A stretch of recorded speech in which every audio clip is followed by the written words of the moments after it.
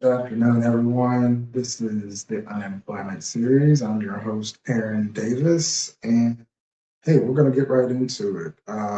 Today, I'm going to touch on a few different subjects, always keeping AI top of mind, but also some other things that are important to me, as well as some economic impact issues, and maybe a few other things. We'll see what we have time for today.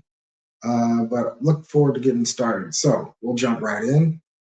The first thing that I want to bring up is an article I saw on TechCrunch earlier today. Every major tech layoff in 2026 that has name checked AI as a possibility. So TechCrunch's live updated tracker documents every 2026 tech layoff, where companies are explicitly citing AI as a driver, spanning from Meta, Amazon, Salesforce, Intuit, GitLab, Cisco, and several others, of course.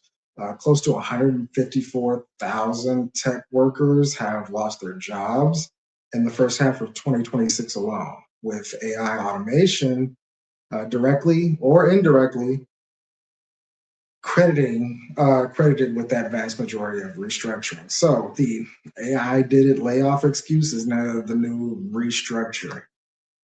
Brands seem to be using that as the comms playbook going forward when their AI vendor becomes their PR liability, basically. So, with Salesforce cutting in marketing data and analytics roles while, selling Agent Force to the clearest signal yet, the MarTech stack is eating its own workforce at this point. So, smart marketers should really audit which of their agency partners are quietly doing the same thing.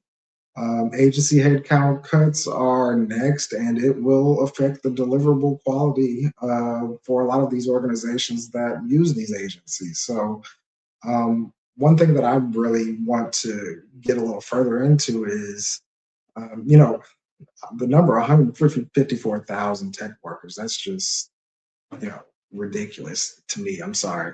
The workers lost their jobs in 2026. Meta alone fired, I'm sorry, 8,000 people and then hired 7,000 into AI roles in the same week, which, how does that make sense, really? But not really a pivot, more of a swap meet kind of thing, I guess.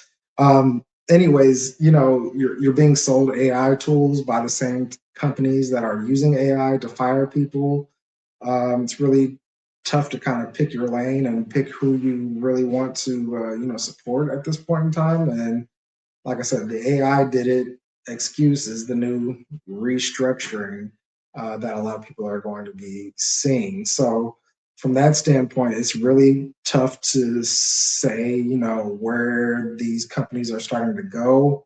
Um, Everyone is debating about whether AI creates jobs or destroys them, depending on what side of the fence you are. My take is that the debate is still a distraction.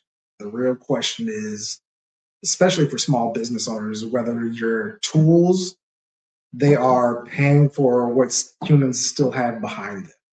So, and that's the interesting question that really is going to be needed to be asked here in 2026, because the agency consolidation is the next shoe to drop. I've noticed, I've started working with companies, I've been interviewing with companies who are taking a lot of their agency roles back in house.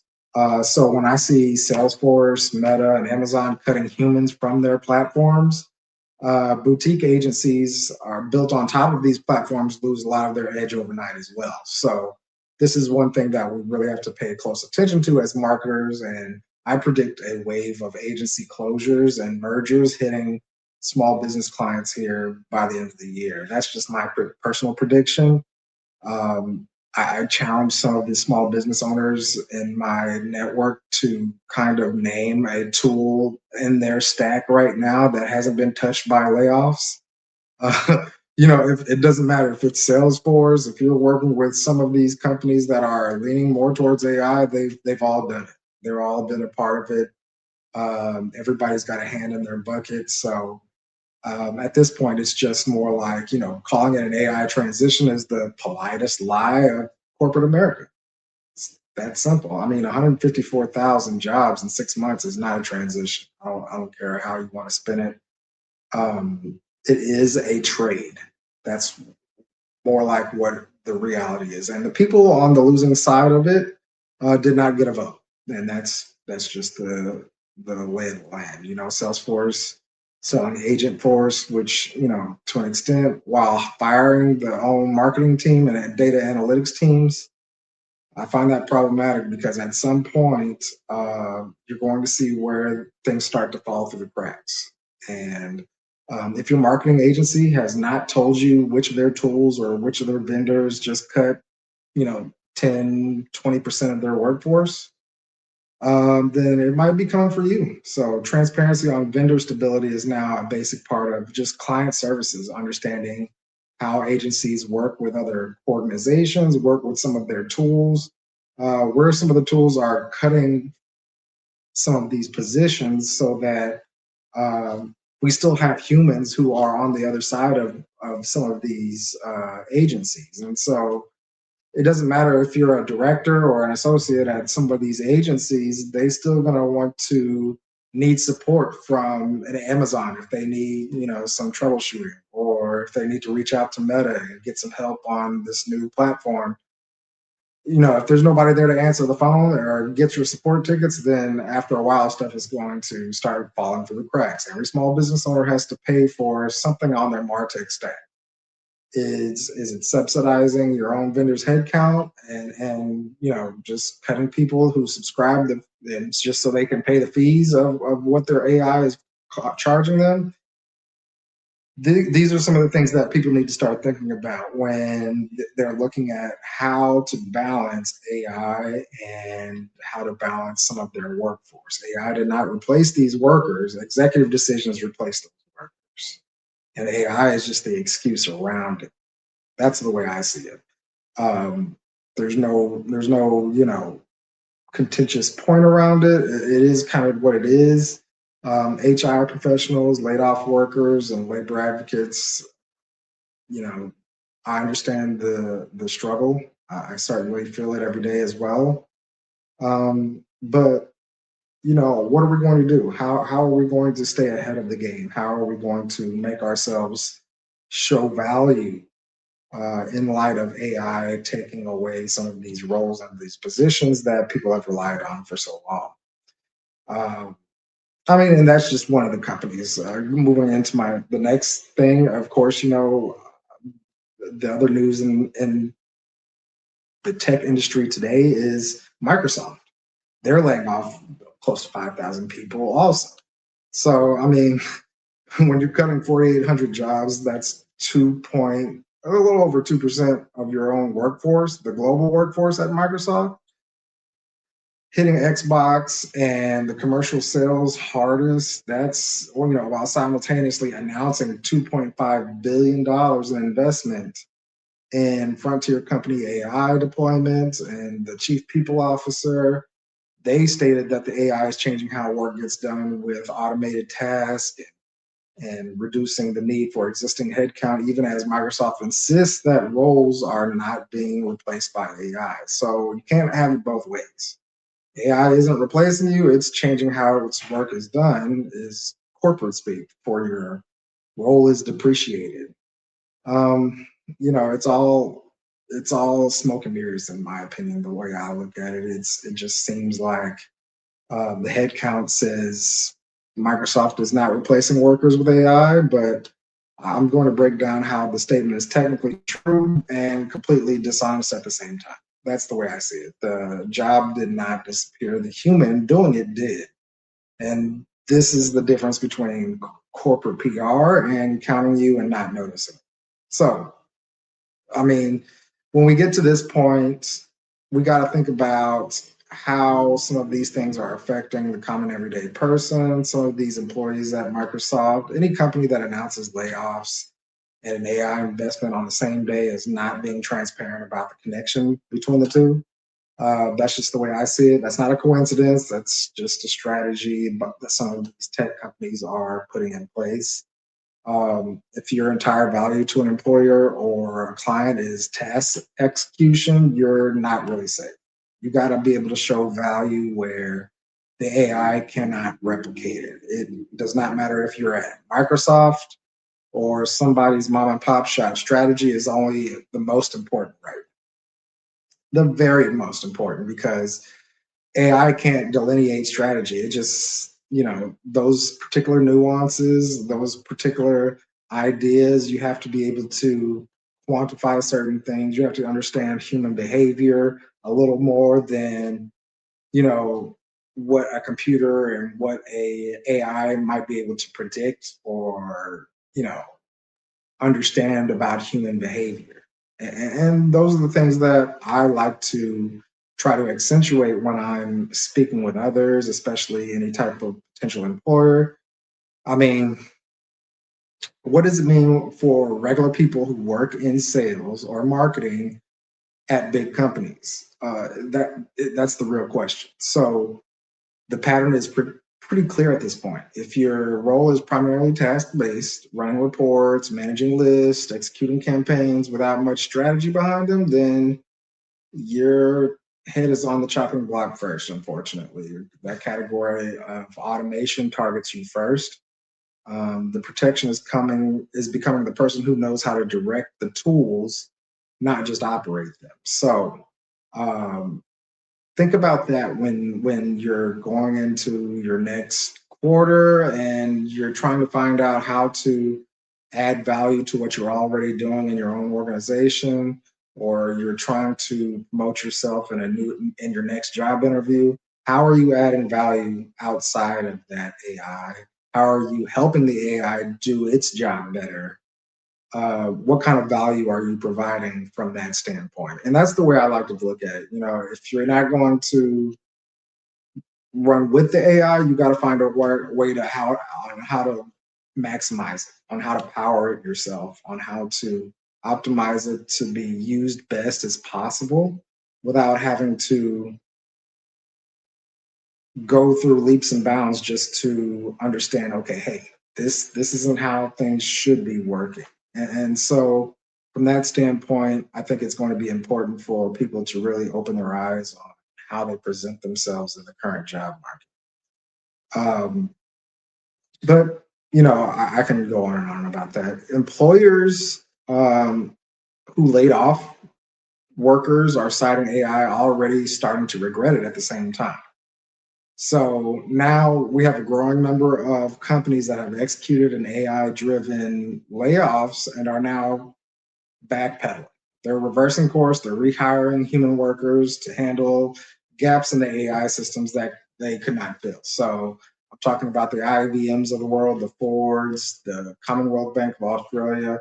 These are some of the organizations that are reemploying staff after discovering that, hey, you can't cut all human capital from your from your workforce and then expect AI to scale as it should. AI left teams unable to manage some of the edge cases, some of the ethical dilemmas, some of the quality control issues that the AI is unable to understand as it relates to the nuance for some of these organizations. So with that said, I think one thing to point out is that the companies that bet big on AI are replacing workers are now, they're quietly calling some of those same workers back and say, hey, can you come back?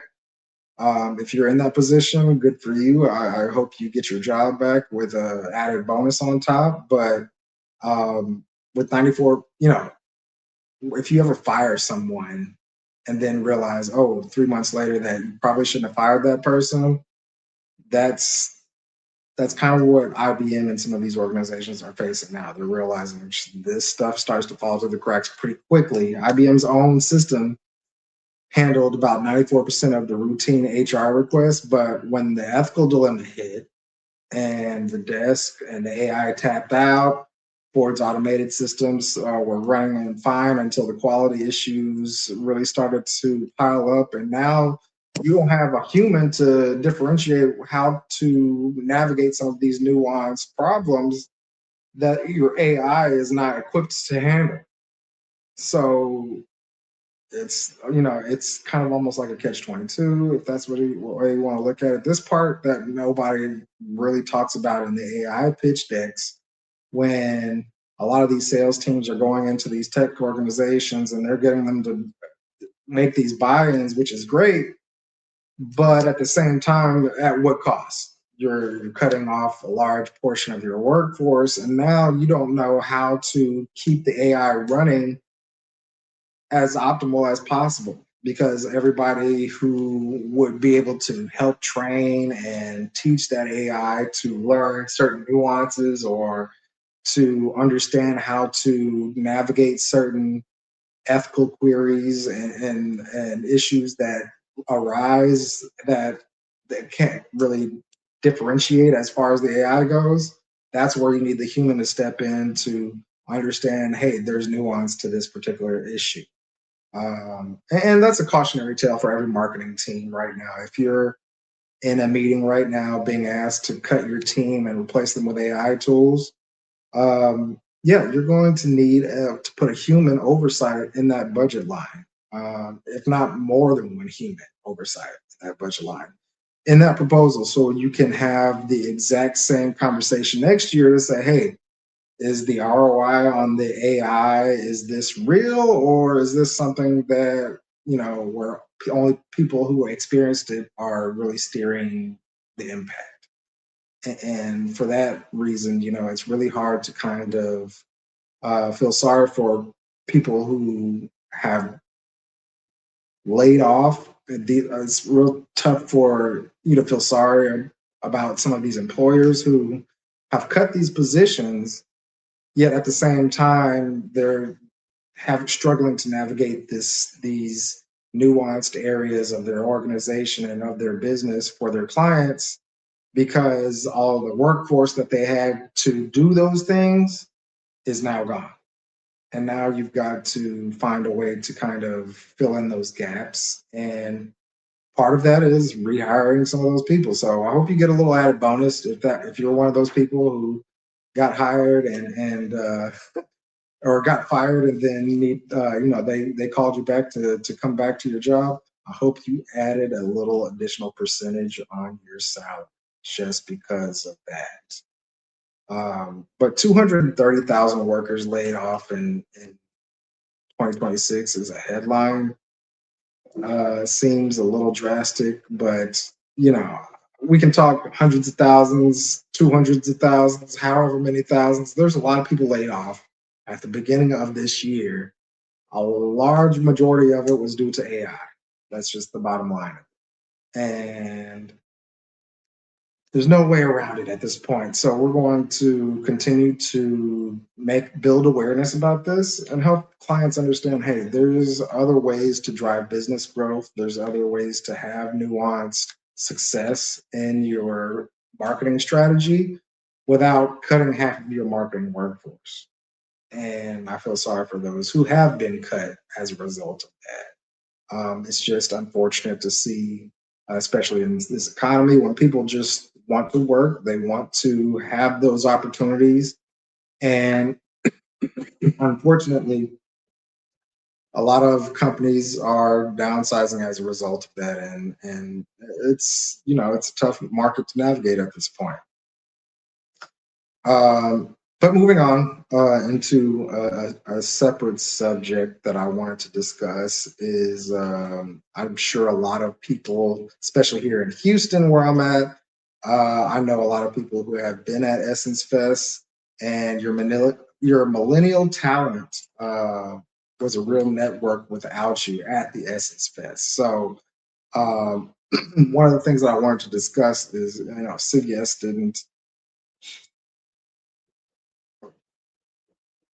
some of these companies, that are at Essence Fest are tapping into the millennial environment with, some viral content, some viral uh, ad placement. And I think it's really, really pretty cool when it comes to the creativity that some of these organizers, especially from the Essence Fest, who are really tapping into some of these people who are really influential in the Black community, and they're really trying to pull out some of the best parts of how to make the Black community, you know, a vibrant place for people, for marketers, and also other businesses who are looking to tap into this industry. Similar to the Earn Your Leisure guys, these guys have really done some great things over the past few years. The Black owned media brand that grew from a financial podcast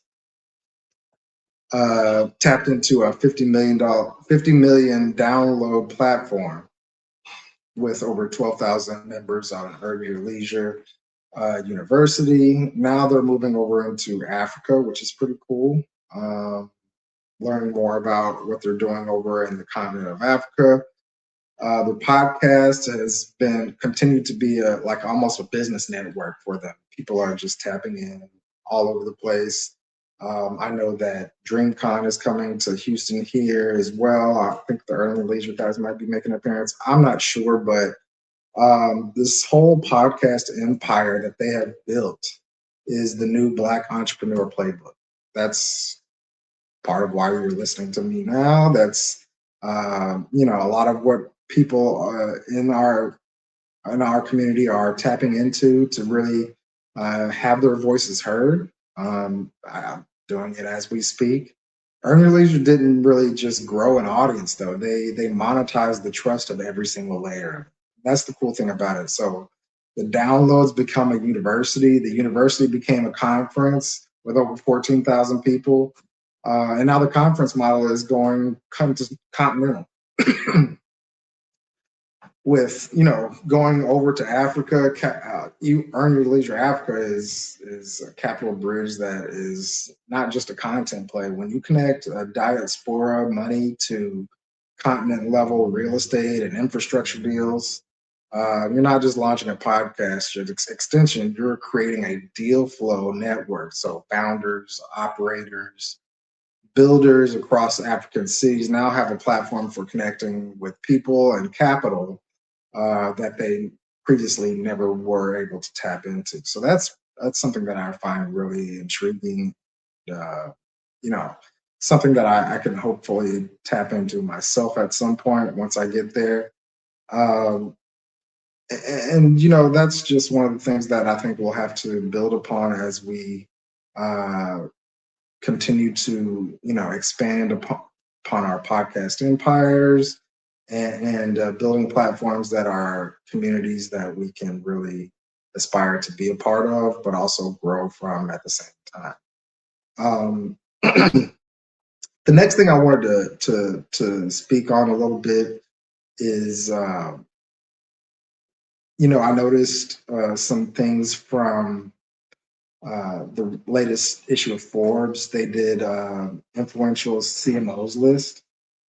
Uh, Now, Forbes updated their 2026 most influential CMOs list, earlier this month, revealing that the CMO title is rapidly being replaced by an expanded chief growth officer.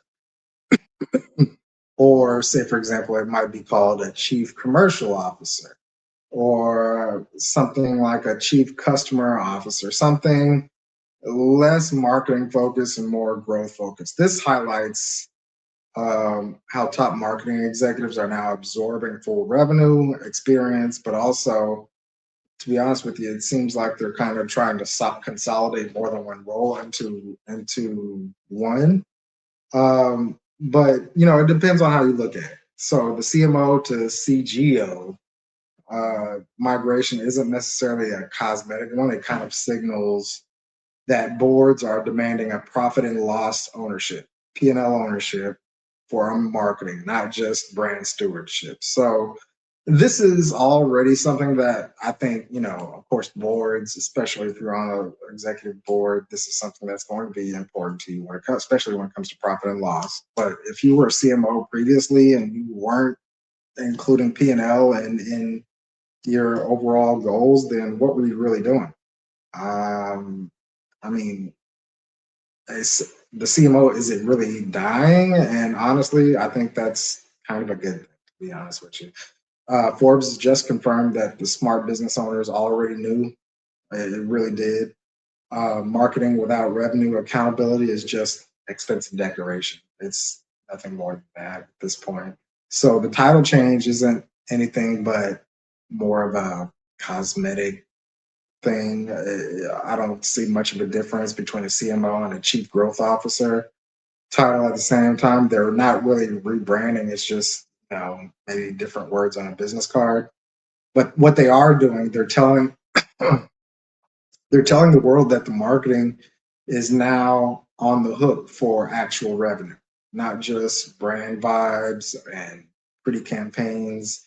Boards get tired of kind of, funding marketing departments with no real profit or loss, expenses or understanding of the market and how it's benefiting their overall business. Is it driving growth? Is it driving new users? Or is it just, for the show because you feel like you have to remain somewhat relevant in the user's eyes. Whatever the case may be, this has already kind of started to trickle down to your level, whether you know it or not. So that's just how it is at this point. If you're a person running ads, your social and your email cannot necessarily speak to revenue. I mean, you got customer acquisition costs and lifetime value. You have the same exact issue, just at a smaller scale. So, with that said, how are you differentiating yourself as a CMO? Are you creating value? Are you driving business growth? And that's where I come into play. That's where I like to shine is, helping drive business growth. If I can't develop, if you don't know what your North Star KPI is, if you don't know what you're driving growth for, then you're just throwing money at marketing and not really knowing what's happening or why you're doing it. So if you don't have an end strategy, if you don't know what your customer acquisition cost is, if you don't know how much lifetime value each one of your customers are, if you don't know what the value of a new user is or a new customer is, then what as a CMO are you really doing? Are you driving business growth or are you just creating campaigns to keep your business relevant in the market size? Or are you just trying to remain active on social for, you know, board purposes so that they can make sure that they feel comfortable investing further? Or what is the end goal of your CMO? Because at that point, you're not driving growth. You're just doing a PR campaign. There's no real added quantifiable value to it. So what I usually like to do is when I'm working with an organization, I like to understand what drives their business growth. What products and services do you have to move the needle to help you get that next acquisition or to help you drive further business growth or remove some of that debt from your profit and loss. So from that standpoint, I need to understand, what products and services move the needle for you. What doesn't? What's your customer acquisition cost, or how can I quantify that customer acquisition cost? A lot of people don't even know how to understand your own data. You got great platforms and you're using all of these different tools to collect data, but you don't understand have anybody to understand how that data is working in your favor or how to capitalize on this data because you've got so much of it and you don't know what to do with it from that standpoint. So those are all the things that you need to be paying attention to as a marketer in order to really be seen as one of those chief growth officers and not just a CMO. You have to be able to quantify driving business growth in a way that's going to be quantifiable for whatever board members or whatever CEO or whatever group of investors you're working with so that they know that your job has value and they don't necessarily have to rebrand you as something different because your position is necessary, but they don't know necessarily how to get the most out of that particular position you're in. And that's another position where you can likely get cut out simply because you're not providing value that you would normally would like to see out of a CMO position. But with that said, it's a little tough to um, keep that frame of thinking when there's so many other things moving around or swirling around an organization at the same time, especially in this particular economy. And I think the last thing I want to speak on is something that I've going back and forth on speaking about because it's a little more personal to me. And it's not necessarily related to anything AI or tech focused or anything like that. Um, you know what? I think I'll save that for another day. So until then, it's been a pleasure speaking, and I will return as soon as I have some more context to give. It's been a pleasure.